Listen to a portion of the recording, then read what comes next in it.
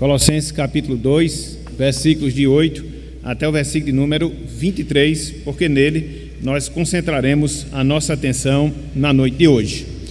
Meus irmãos, minhas irmãs, nesta oportunidade nós continuaremos considerando o tema os cinco solas da Reforma Protestante. Então, conforme nós falamos na semana passada, esses cinco solas nada mais são do que os cinco lemas centrais, as cinco verdades centrais que foram ensinadas, que foram defendidas e que de certa forma marcam, caracterizam o movimento da Reforma Protestante, movimento do qual nós fazemos parte. Então, podemos dizer dessa forma, podemos dizer dessa maneira, que os cinco solas, eles resumem, eles sintetizam as nossas crenças, as nossas doutrinas, aquilo que nós devemos de fato entender no sentido geral do ensino da Palavra de Deus, do ensino das Escrituras Sagradas. Na semana passada, a gente trabalhou o primeiro sola, ou seja, sola Scriptura, somente a Escritura.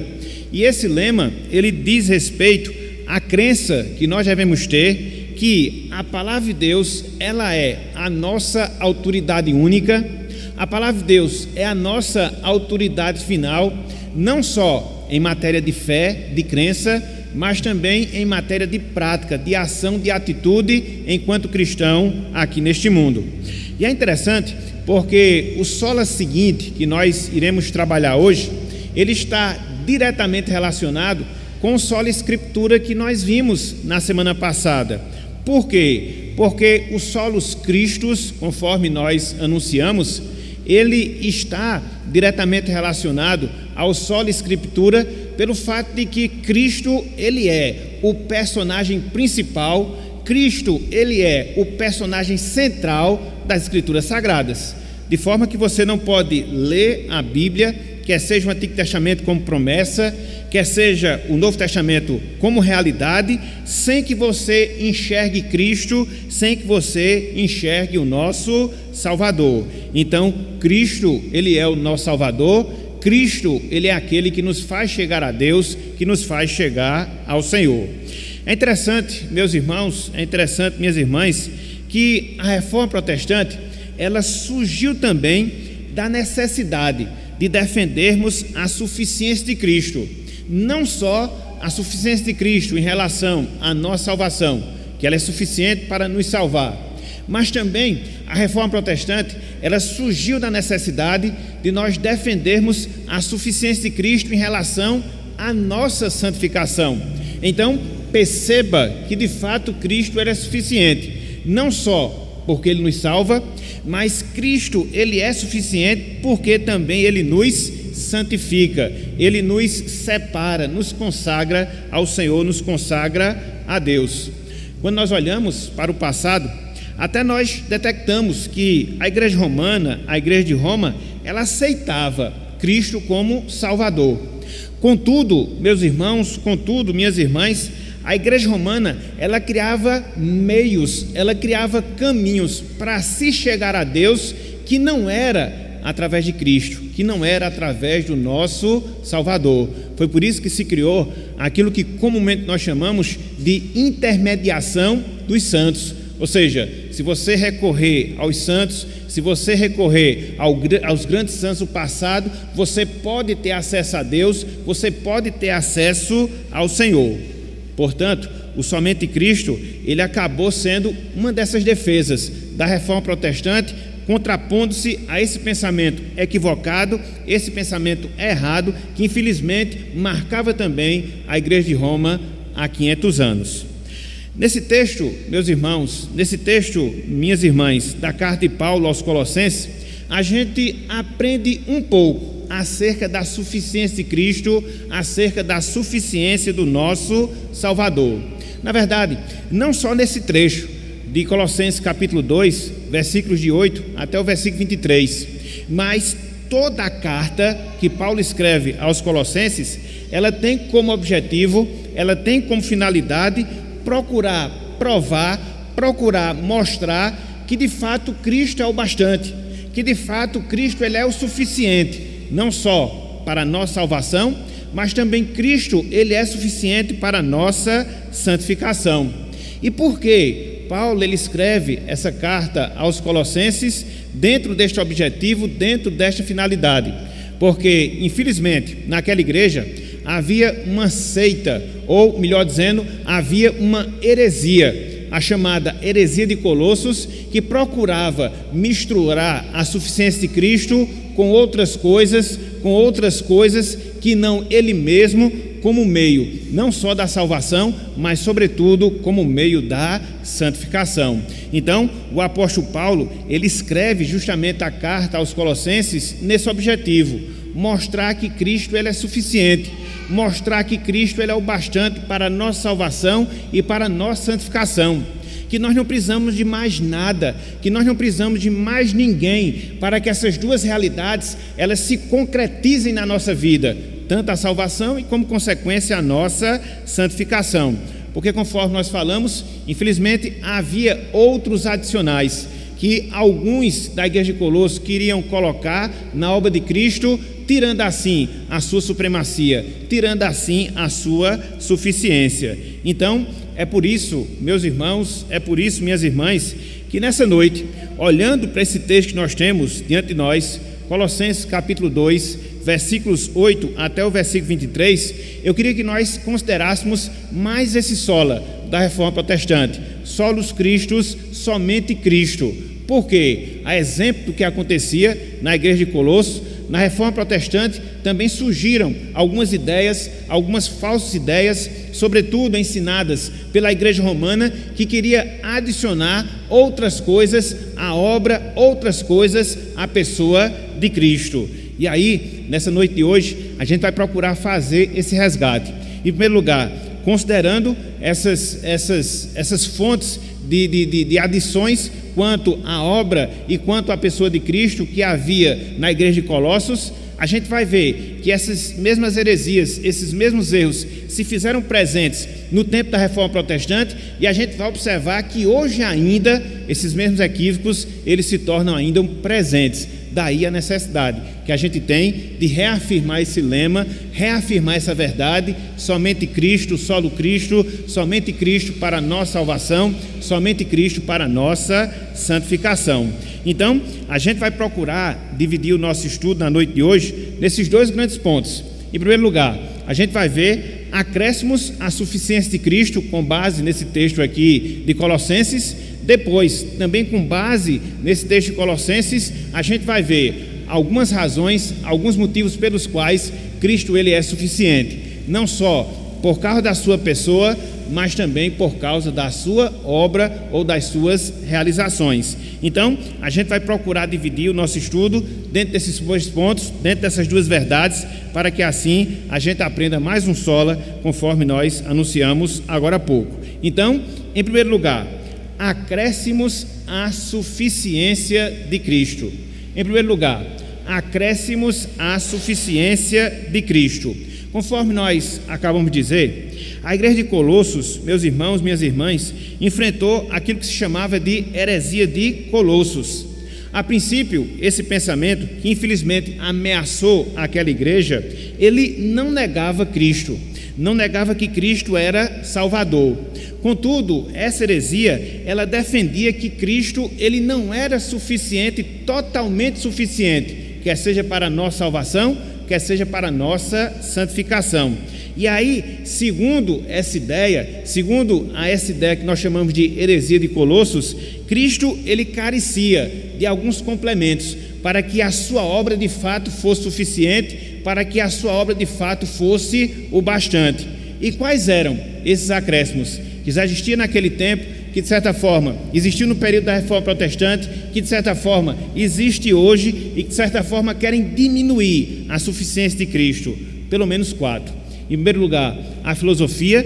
Em segundo lugar, o legalismo. Em terceiro lugar, o misticismo. E em quarto lugar, o ascetismo. Então, a gente vai começar a trabalhar cada um desses pontos para mostrar o erro que existia na igreja de Colossos, o erro que existia no tempo da Reforma Protestante e o erro que perdura até hoje. E aí, repito, a necessidade de nós termos os solos cristos de maneira muito clara, de maneira muito objetiva em nossas vidas. Então, em primeiro lugar, qual era o primeiro erro que diminuía a suficiência de Cristo e que é visto aqui na igreja de Colossos? Abram aí, Colossenses capítulo 2, versículo 8. Colossenses capítulo 2, versículo 8. O primeiro erro, o erro da filosofia. O primeiro acréscimo, o acréscimo da filosofia. Veja, Colossenses capítulo 2, versículo 8. Diz o seguinte, a palavra do Senhor: cuidado que ninguém vos venha enredar com sua filosofia e vãs sutilezas, conforme a tradição dos homens, conforme os rudimentos do mundo e não segundo Cristo. Então, o que é que nós vemos aqui no versículo 8? A gente vê, meus irmãos, minhas irmãs, o apóstolo Paulo advertindo os colossenses quanto ao perigo das filosofias humanas como complemento à obra da pessoa de Cristo, à obra do nosso Salvador. De maneira assim bem simples, de maneira bem direta, o que a gente vê justamente aqui no versículo 8 é isto: a advertência que Paulo faz aos irmãos da igreja em Colossos quanto ao perigo das filosofias humanas como complemento à obra de Cristo, como complemento à obra do nosso Salvador. É por isso que logo no início do versículo 8, Paulo diz: cuidado, prestem atenção, fiquem advertidos. Por quê? Conforme nós dissemos, existia naquela igreja de Colossos essa ideia de que a filosofia, de que o conhecimento, de que a sabedoria humana eram meios também de se chegar a Deus, que não através da obra de Cristo, que não através da obra do nosso Salvador. Então, essas falsas ideias procuravam capturar aqueles irmãos, afastando aqueles irmãos da simplicidade do Evangelho de Cristo, da simplicidade da pessoa de Cristo, para que eles fossem atrás desses conhecimentos, dessas sabedorias. É por isso que Paulo fala: cuidado que ninguém vos engane. Então, havia justamente esse perigo, havia justamente essa ameaça. Pensamentos, filosofias, sabedorias humanas como complemento da obra de Cristo, da sua suficiência, daquilo que ele fez na cruz do Calvário em nosso favor. E é interessante, meus irmãos, é interessante, minhas irmãs, que conforme Paulo diz, essa filosofia, ela possuía pelo menos duas características, ela possuía pelo menos duas marcas. A primeira delas, conforme Paulo fala aqui no versículo 8, elas eram conforme a tradição dos homens, ideias que iam passando de geração em geração, que estavam se tornando verdades, e se desejava que elas acrescentassem algo à obra de Cristo em nosso favor. Paulo diz não. Mas não só isso, existia uma segunda característica dessas filosofias. Conforme Paulo fala no versículo 8, elas eram conforme os rudimentos do mundo. A palavra rudimentos aqui significa ideias infantis. Então, era justamente isso que estava acontecendo: ideias humanas, ideias infantis, tradições humanas que partiam do pensamento humano e que queria acrescentar algo à perfeita obra de Cristo que ele realizou por nós na cruz do Calvário. É interessante porque quando nós analisamos aqui esse texto, a gente percebe algo semelhante no período que marcou a Reforma Protestante. Por quê? Porque naquele tempo a Igreja Romana também adotava esse mesmo princípio, ou seja, baseava as suas especulações quanto o conhecimento de Deus, quanto a forma de se chegar a Deus, não através da palavra que revela Cristo, mas sim através dos pensamentos, das filosofias, baseadas, muitas delas, no pensamento da filosofia grega, como meios de se conhecer a Deus, como meios de se achegar a Deus. Então, perceba, meus irmãos, perceba, minhas irmãs, que muitas vezes esses erros, eles se repetem ao longo da história da igreja. Um erro que acontecia nos tempos bíblicos, aqui que marcava a igreja de Colossos, Passam-se alguns anos, é verificado novamente dentro da igreja, no caso, dentro da igreja cristã institucional, a igreja católica romana, e quando a gente vai ver hoje, a gente percebe que, infelizmente, esse mesmo problema, ele acaba também marcando o nosso cristianismo. Por quê? Porque, infelizmente, hoje nós vivemos dias onde as pessoas procuram racionalizar a fé. O que seria isso? Racionalizar a fé significa você entender as Escrituras Sagradas, significa você conhecer a Deus, significa você conhecer as Escrituras a partir do pensamento humano ou conforme o pensamento humano. Hoje, meus irmãos, na verdade não só hoje, já há alguns anos, a gente percebe justamente isso. Correntes, inclusive dentro da Igreja de Cristo, querendo interpretar algumas passagens, querendo interpretar alguns textos, desde que eles se harmonizem com aquilo que diz a ciência, com aquilo que diz o pensamento humano, com aquilo que diz a razão humana. Veja, por exemplo, o assunto da criação. Nós temos o relato bíblico, que foi Deus que criou todas as coisas, a partir do nada. Nós temos o relato bíblico, se nós fizermos os cálculos, nós estamos aí com 5.000 anos de existência, 6.000 anos de existência da criação do mundo. Mas aí você vem a ciência, e ela vai ter uma outra perspectiva quanto à questão da criação.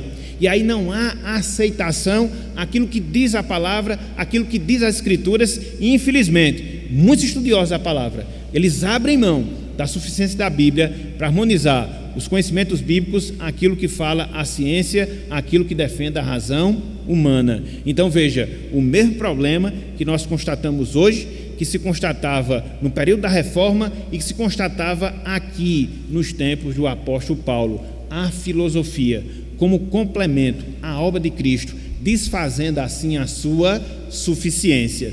Mas aí você pode se perguntar, mas aí você pode se indagar, existia apenas esse problema da filosofia? Não, meus irmãos, não, minhas irmãs. Existe também um segundo problema, a que nós chamamos de legalismo, que também marcava essa heresia que existia na igreja de Colossos, heresia essa que Paulo procura rebater através dos seus escritos. Vejam aí, Colossenses capítulo 2, versículos 16 e também o versículo de número 17.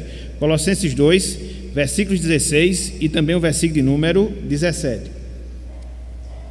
Diz o seguinte a palavra: ninguém, pois, vos julgue por causa de comida e bebida, ou dia de festas, ou lua nova, ou sábados, porque tudo isso tem sido sombra das coisas que haviam de vir, porém o corpo é de Cristo. Então, o que é que nós temos aqui? Sobretudo no versículo 16, o alerta, meus irmãos, a advertência, minhas irmãs, que Paulo ele faz quanto ao perigo de determinadas práticas que existiam no Antigo Testamento, que existiam dentro da religião judaica e que elas foram abolidas, que elas foram ultrapassadas em virtude da consumação, em virtude da realização da obra que Cristo realizou lá no Calvário. E o que é isso na prática, meus irmãos? E o que é isso na prática, minhas irmãs? É o que nós chamamos de legalismo.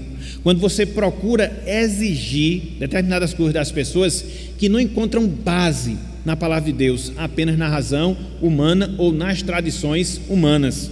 O que significa isso? Legalismo. Quando você procura muitas vezes sujeitar as pessoas a determinadas ordens, a determinadas ordenanças que até elas podem cumprir, mas não com o objetivo de agradar a Deus, não com o propósito de glorificar o nome do Senhor.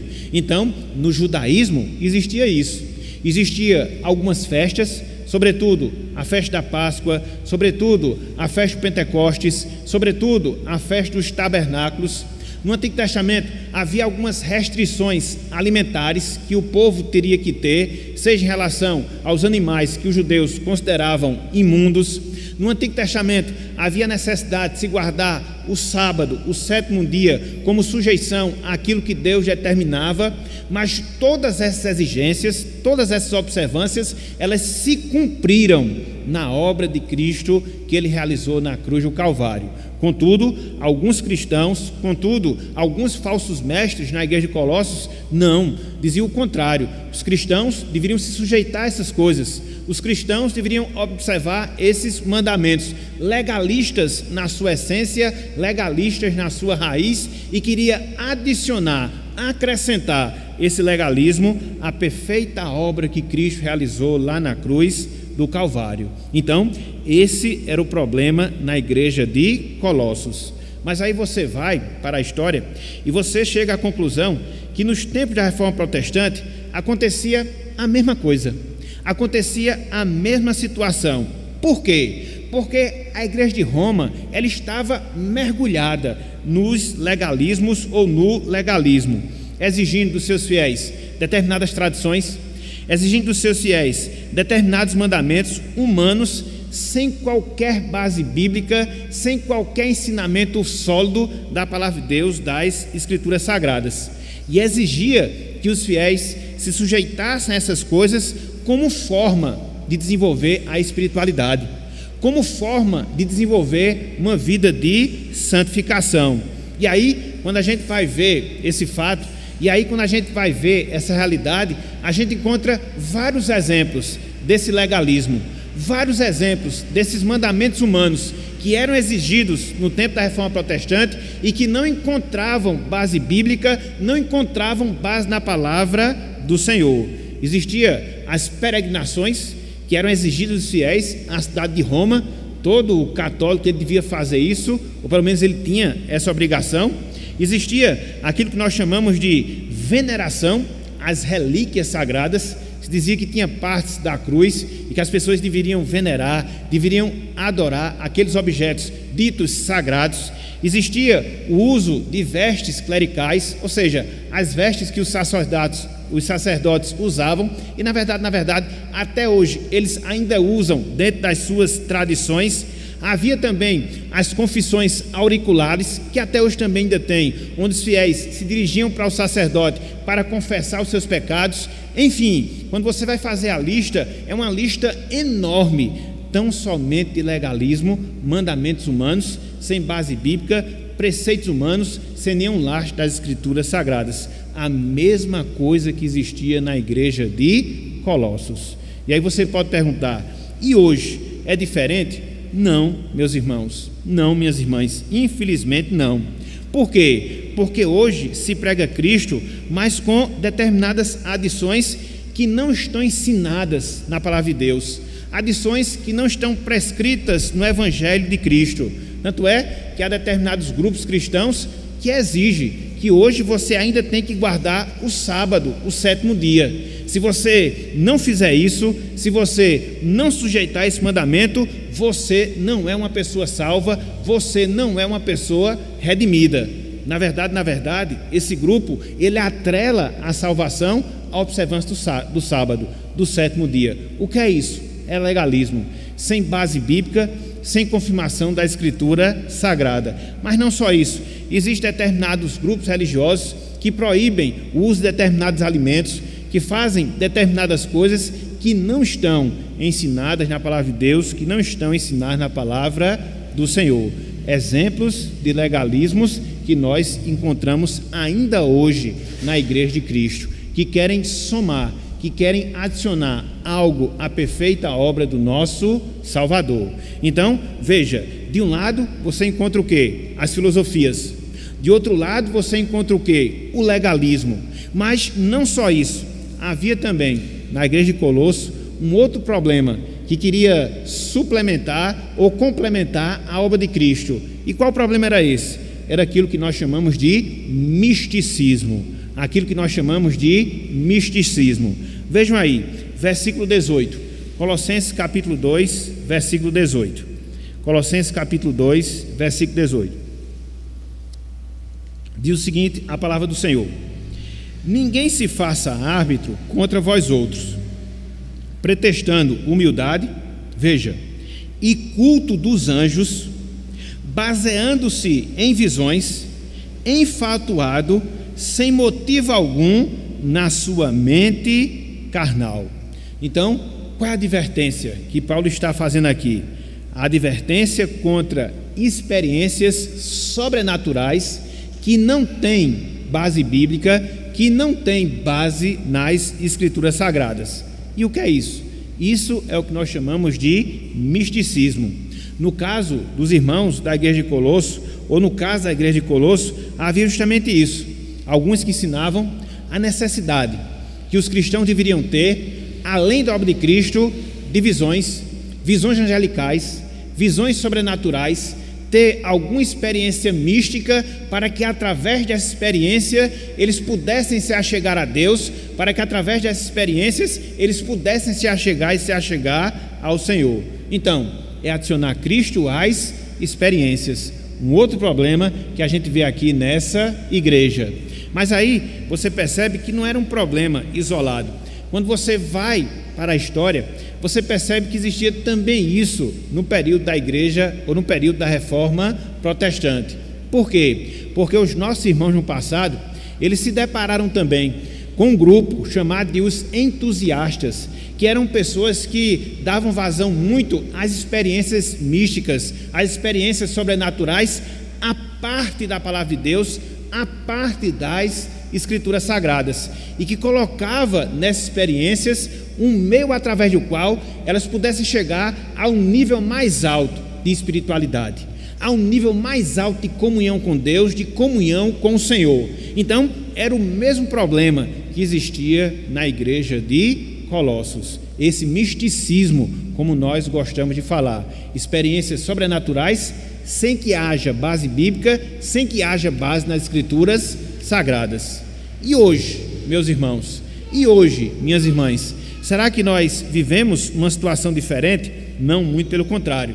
Hoje, quando a gente observa a religião cristã, hoje, quando a gente observa o cristianismo, a gente vê muitos grupos cristãos, mas muitos grupos cristãos mesmos defendendo essa mesma coisa: experiências sobrenaturais, experiências místicas com Deus, fora de qualquer ensino, de qualquer embasamento da palavra do Senhor, dando vazão ao nosso emocional, para que assim nós tenhamos, segundo eles falam, uma profunda experiência com Deus, uma profunda experiência com o Senhor.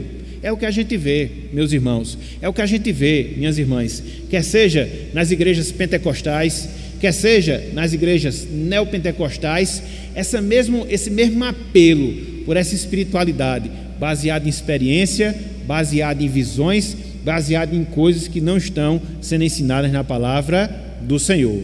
Na verdade, quando você vai olhar a história dos grupos religiosos heréticos, via de regra, eles sempre se baseiam em visões que seus líderes têm, em determinadas experiências que seus líderes têm, a parte daquilo que é ensinado na palavra de Deus. Você vai para o adventismo, você vai chegar nisso, você vai para o mormonismo, você também vai encontrar isso. Enfim, isso acaba sendo uma marca, uma característica para você distinguir uma seita se desviando assim dos caminhos de Deus, do caminho do Senhor. Então, observe que também é a mesma triste realidade que se viveu na igreja de Colossos, que se viveu no período da igreja da Reforma, e que nós também vivemos em nossos dias, onde essas experiências elas tentam suplantar a perfeição da obra de Jesus Cristo. Eu preciso ser salvo, eu preciso ser santificado, mas para que eu atinja esse nível de santificação, Cristo não é suficiente. Eu preciso passar por uma experiência mais profunda com Deus, uma experiência mais profunda com o Senhor. O mesmo erro, o mesmo engano que nós vemos no passado. Então, veja, você tem aqui as filosofias, veja, você tem aqui o legalismo, veja, você tem aqui o misticismo, mas não só isso. Há um quarto erro, que quer suplantar a perfeição da obra de Cristo em nosso favor, a suficiência de Cristo em nosso benefício. E que erro é? Além do misticismo, além do legalismo, além da filosofia, o ascetismo. Abram aí, Colossenses capítulo 2, versículos 20 até o versículo 23. Colossenses capítulo 2, versículos 20 até o versículo de número 23. Olha só o que Paulo fala aqui nesse trecho, olha só o que Paulo fala aqui nessa passagem. Diz o seguinte: se morrestes com Cristo para os rudimentos do mundo, porque como se vivesses no mundo, vos sujeitais a ordenanças. Não manuseis isto, não proves aquilo, não toques aquilo outro, segundo os preceitos e doutrinas dos homens, pois todas estas coisas com o uso se destrói. Tais coisas, com efeito, têm aparência de sabedoria, como culto de si mesmo, e de falsa humildade, e de rigor ascético, todavia não tem valor algum contra a sensualidade. Então, o que é que a gente vê aqui nesse trecho? Sobretudo no versículo 23. Paulo, meus irmãos, Paulo, minhas irmãs, condenando atitudes ascéticas como forma de desenvolver a espiritualidade. Você observa o apóstolo Paulo condenando atitudes ascéticas como forma de desenvolver a espiritualidade. E o que é o ascetismo, como nós estamos falando, como nós estamos dizendo? É a tentativa humana de buscar a Deus. É a tentativa humana de buscar o Senhor através do sacrifício do corpo, através do sacrifício do próprio corpo, através de jejuns, através de autoflagelamento, através de voto de castidade, através da separação do mundo secular. Então, tudo isso são formas, são exemplos daquilo que nós chamamos de ascetismo e que, infelizmente, existia também dentro da igreja de Colossos. Cristo não era suficiente. Eu teria que sacrificar o meu corpo através de uma dessas atividades. Eu teria que me sacrificar para que assim eu chegasse mais perto de Deus, para que assim eu pudesse chegar mais perto do sagrado. E aí você vai ver que esse erro ele não ficou restrito à igreja de Colossos. Não, muito pelo contrário. Quando você vai ver o período da Reforma Protestante, você vai perceber que acontecia a mesma coisa, acontecia a mesma situação. Por quê? Porque a igreja romana ela havia desenvolvido a falsa ideia do ascetismo como forma de virtude, como forma de crescimento espiritual, como forma de santificação. Era por isso, meus irmãos, era por isso, minhas irmãs, que se exigia dos fiéis a abstinência de determinados alimentos, se exigia de alguns fiéis o celibato, para que elas pudessem desenvolver e participar da obra do Senhor, ou seja, não se casarem mais, se exigia penitências, subir escadas de joelho, para que assim pudesse sentir dor no corpo, sacrificar o corpo. Então, tudo isso marcou e, de certa forma, ainda marca a igreja romana, esse ascetismo, essa forma de buscar a Deus, essa forma de chegar mais perto do espiritual, através do sacrifício do corpo porco, através do sacrifício da própria carne. Então, para a igreja de Roma, Cristo não é suficiente, tem que ser Cristo e mais essas coisas, tem que ser Cristo e mais o sacrifício do próprio corpo. E hoje, meus irmãos, e hoje, minhas irmãs, será que nós vivemos uma realidade diferente? Não, muito pelo contrário.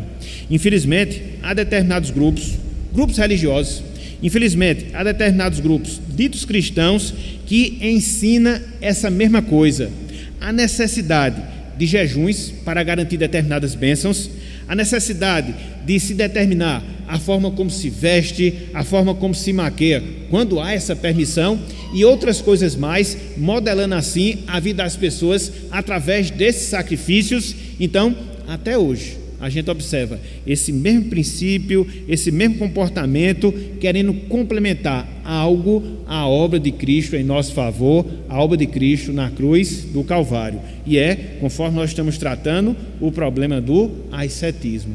Então veja, na igreja de Colossos havia 4 problemas, que é chamado de heresia de Colossos, que era o quê? Tentativas de complementar algo à obra de Cristo, seja através da filosofia, seja através do legalismo, seja através do mitigismo, seja através do ascetismo. Então, os mesmos problemas que a gente vê no período da Reforma e alguns desses problemas que nós também vemos nos nossos dias. E aí, quando você analisa tudo isso, quando você considera todos esses fatos, você tira pelo menos uma lição, você tira pelo menos uma conclusão, Que lição, que conclusão?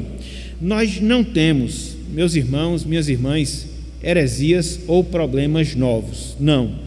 O que nós temos são as soluções sempre atuais que nós encontramos na Palavra de Deus, que nós encontramos na Bíblia Sagrada. Isso é que nos chama a atenção. Quando a gente vê esses problemas que a igreja de Colossos ela enfrentava, seja em relação ao legalismo, ao misticismo, ao ascetismo, às filosofias humanas, querendo complementar algo à obra de Cristo, a gente vai ver a mesma coisa no período da Reforma. A gente vai ver a mesma coisa hoje. Então, como disse Salomão, não existe nada novo debaixo do céu. Quer seja as heresias, quer seja os erros, quer seja o problema, e que também não existe uma outra solução senão o ensino correto, o ensino fiel das Escrituras Sagradas, que é o que Paulo vai fazer, que é o que Paulo ele vai realizar aqui nesse trecho que nós temos diante de nós. Diante dessas heresias, diante desses erros, diante desses equívocos doutrinários, o que é que Paulo chama a atenção? O que é que Paulo ensina? O que é que Paulo mostra? A suficiência da pessoa e da obra de Jesus Cristo. Então, nós combatemos os erros, nós combatemos as heresias com a verdade. Que verdade? A verdade de Cristo, que Ele é suficiente. Ele é suficiente por causa do seu ser, Ele é suficiente por causa da sua obra, e é nessa suficiência que nós nos apegamos, para que assim nós tenhamos somente Cristo, sendo Ele não só a fonte da nossa salvação, mas também sendo Ele a fonte da nossa santificação. Então, num segundo momento, é justamente isso que a gente quer mostrar, é justamente isso que a gente quer ensinar aos irmãos: a suficiência da pessoa, a suficiência da obra de Jesus Cristo. E isso a gente encontra entre os versículos 9 até o versículo 15. Versículos 9 até o versículo número 15. Aqui nesse trecho, o apóstolo Paulo, ele comprova, meus irmãos e minhas irmãs, que Cristo ele é suficiente. E aí, Paulo ele destaca algumas verdades, não só sobre a pessoa de Cristo, mas também algumas verdades sobre a obra de Cristo. Verdades essas que comprovam que Cristo ele é suficiente, que precisamos apenas dele, que ele é o bastante para a nossa santificação e para a nossa salvação. Então, quais são essas verdades?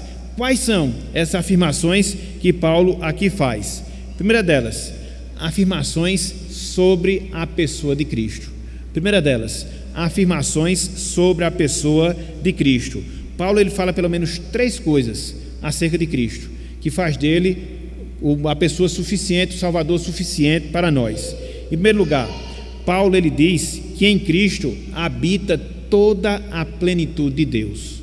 Paulo ele diz que em Cristo habita toda a plenitude de Deus. Vejam aí, meus irmãos, o versículo 9, Colossenses capítulo 2, versículo 9.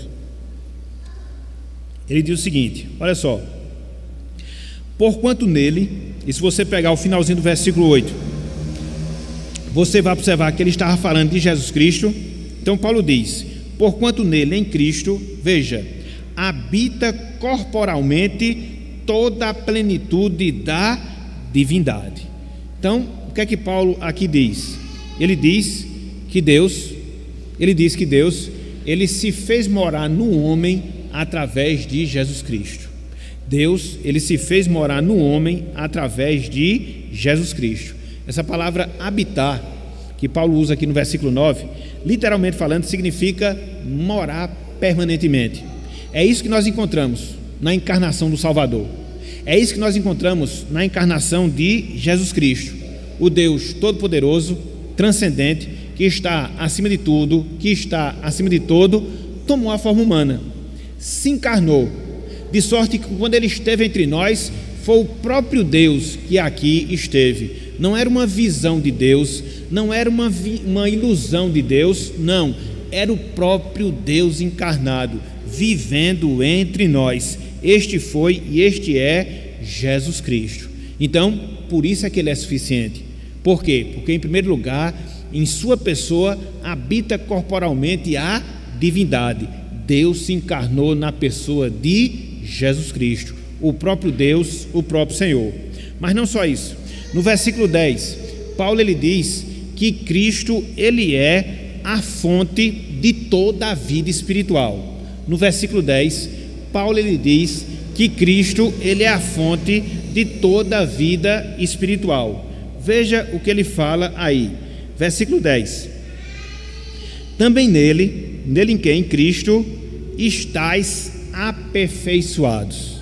Nele estais aperfeiçoados. Essa palavra aperfeiçoar aqui, ela significa nutrir, ela significa alimentar.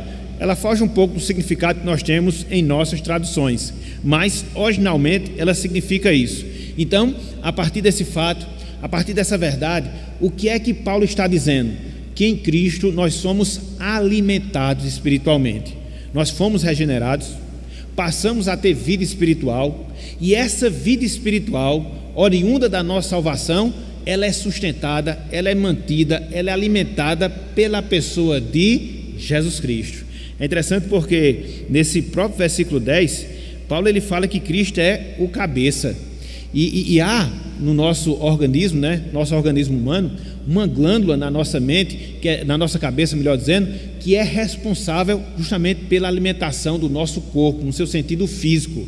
E Paulo já havia falado isso, no sentido espiritual. É Cristo que nos alimenta, é Cristo que nos sustenta. Então, eu não preciso, quer seja da filosofia, quer seja do legalismo, quer seja do misticismo, quer seja do ascetismo, eu não preciso de nada disso, somente de Jesus Cristo. Ele é Deus e Ele também me alimenta espiritualmente. Mas não só isso, também no versículo 10, Paulo diz que Cristo, Ele é o soberano, sobre tudo e sobre todos. No versículo 10, Paulo diz que Cristo, Ele é o soberano, sobre tudo e sobre todos. Veja o que ele fala aqui, também nele, em Cristo, estais aperfeiçoados. E ele prossegue, Ele é o cabeça de todo o principado e de toda potestade. Então, Paulo, ele aqui ensina que Cristo, ele exerce, meus irmãos, a suprema autoridade sobre tudo e sobre todos. E aqui ele especifica, quer seja sobre os principados, quer seja sobre as potestades.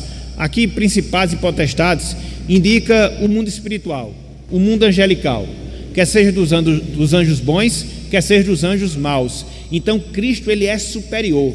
Cristo, ele é soberano a todos eles, por isso ele é suficiente. Então veja, 3 declarações que Paulo faz, especificamente falando sobre a pessoa de Cristo.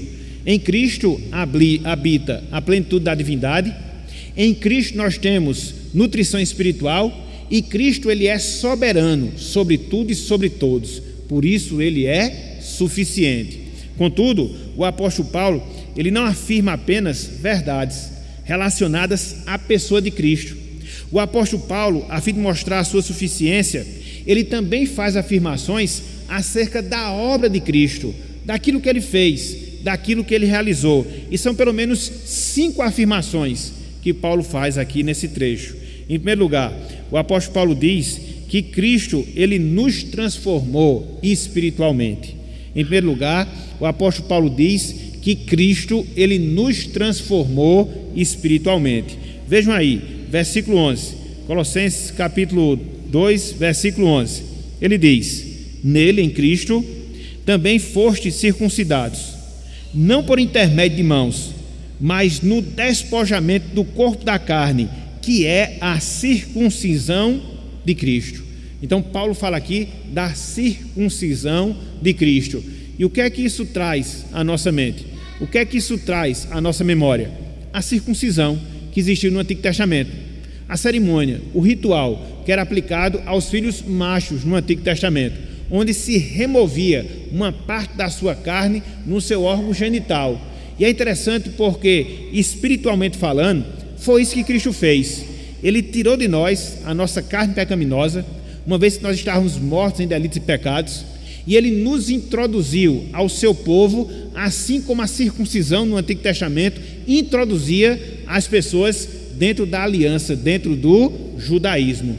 E conforme Paulo aqui ensina, essa transformação que Cristo operou, ela não foi feita por mãos humanas, ela foi feita pelo Espírito Santo trabalhando em nós. Ela foi feita pelo Espírito Santo quando da nossa regeneração. Então, o responsável por toda essa obra foi Cristo. Por isso ele é suficiente, porque ele nos transformou e nos transformou espiritualmente pela sua circuncisão. Mas não só isso. No versículo 12, Paulo ele faz uma outra declaração acerca da obra de Cristo. Ou seja, ele diz que Cristo nos ressuscitou espiritualmente. No versículo 12, ele diz que Cristo nos ressuscitou espiritualmente. Veja o que ele fala aqui no versículo 12. Tendo sido sepultados juntamente com ele, com Cristo, no batismo, no qual igualmente fostes ressuscitados, mediante a fé no poder de Deus, que o ressuscitou dentre os mortos. Aqui, meus irmãos, aqui, minhas irmãs, Paulo ele fala uma coisa fantástica. Ele atrela a nossa ressurreição espiritual à ressurreição física que Cristo passou.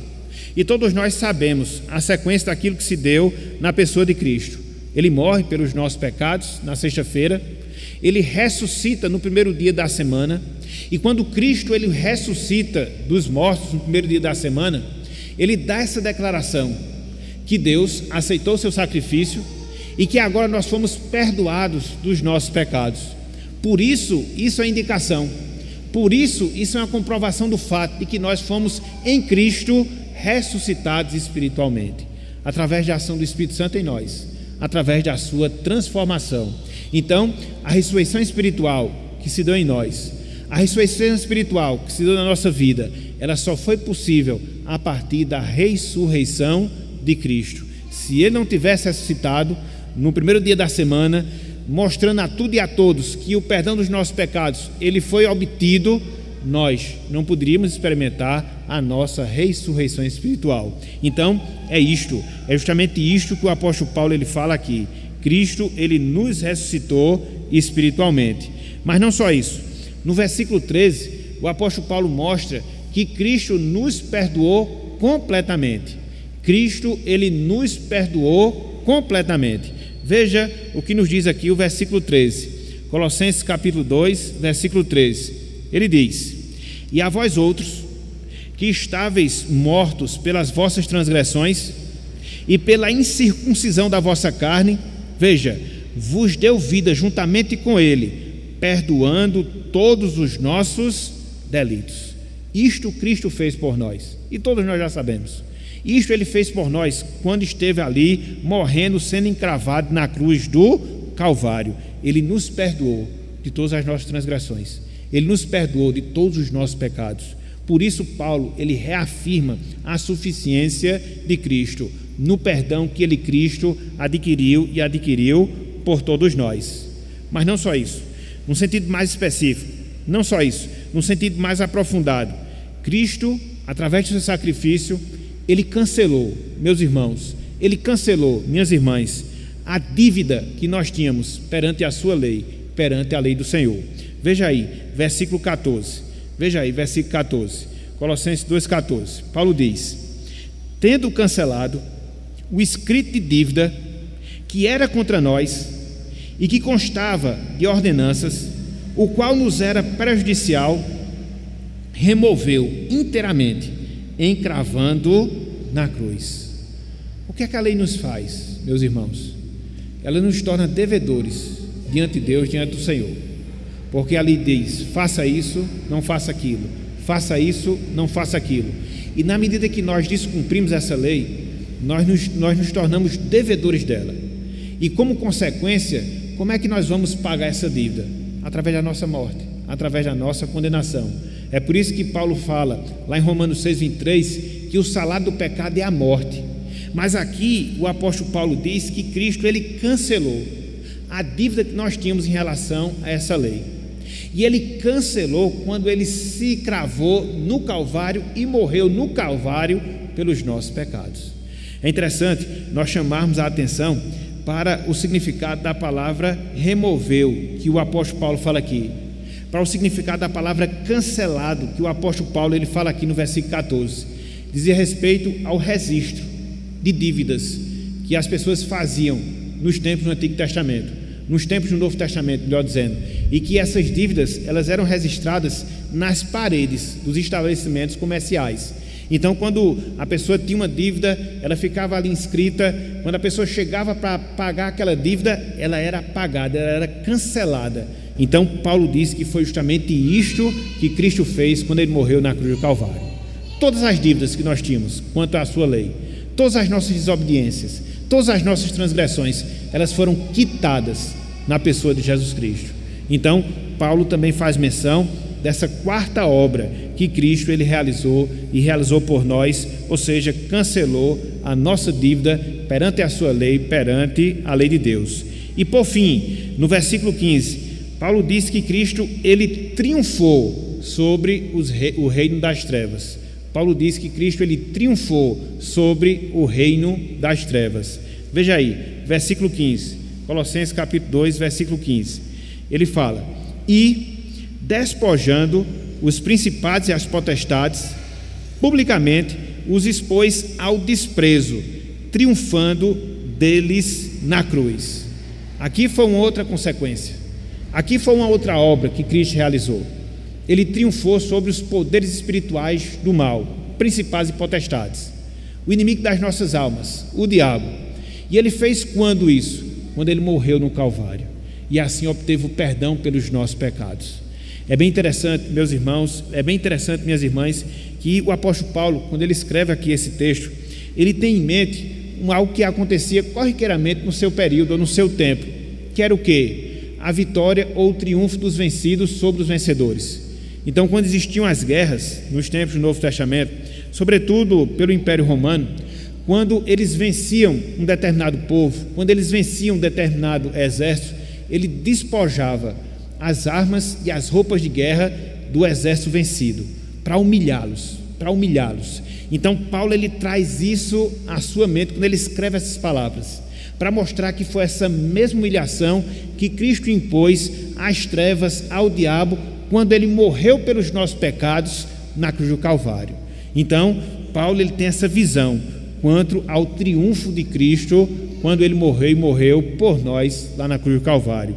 Por isso ele fala que Cristo ele é suficiente, não só por aquilo que ele é em si, mas também por aquilo que ele, Cristo, ele faz, através da sua obra, que nos transformou espiritualmente falando, através da sua obra, que nos ressuscitou espiritualmente falando, através da sua obra, que perdoou todos os nossos pecados, através da sua obra, que cancelou o nosso escrito de dívida em relação à lei de Deus, a sua obra que triunfou sobre os principados e potestades, ou sobre o reino espiritual do mal, quando ele morreu lá na cruz do Calvário. E aí fica a pergunta: Cristo, ele é suficiente? Sim, Cristo ele é suficiente, não só por aquilo que ele é, mas Cristo ele é suficiente por aquilo que ele faz. E precisamos de mais alguma coisa, precisamos mais de alguém para complementar a obra de Cristo em nosso favor? Não, precisamos somente dele, precisamos somente de Cristo. E foi essa a defesa que os nossos irmãos no passado eles fizeram: solos Cristos, somente Cristo para a nossa salvação, para a nossa santificação. Não precisamos de filosofia, não precisamos de legalismo, não precisamos de misticismo, não precisamos de ascetismo, não, precisamos apenas de Cristo. E o que é que fica, meus irmãos?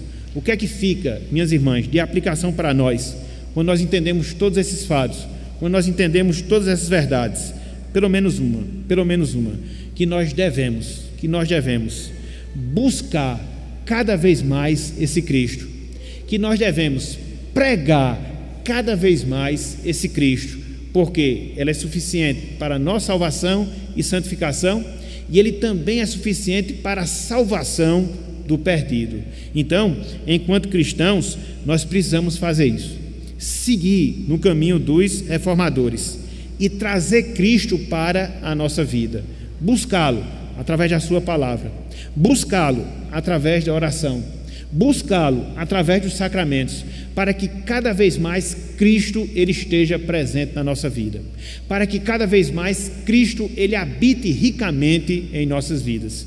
E uma vez que nós estivermos cheios de Cristo, desfrutando da sua comunhão, nós perceberemos que nós não precisamos mais nada a não ser o próprio Cristo. E quando isso acontecer, e quando isso se der, nós estaremos falando, anunciando, pregando esse Cristo, porque como diz a própria palavra, a boca fala aquilo que está cheio, ou daquilo que está cheio o coração. Então, quanto mais cheios de Cristo, mais nós falaremos de Cristo. Quanto mais cheios do Salvador, mais falaremos do Salvador, que Ele é suficiente, não só para nós, mas que Ele é suficiente para todo e qualquer ser humano, porque é nele que nós temos salvação e santificação.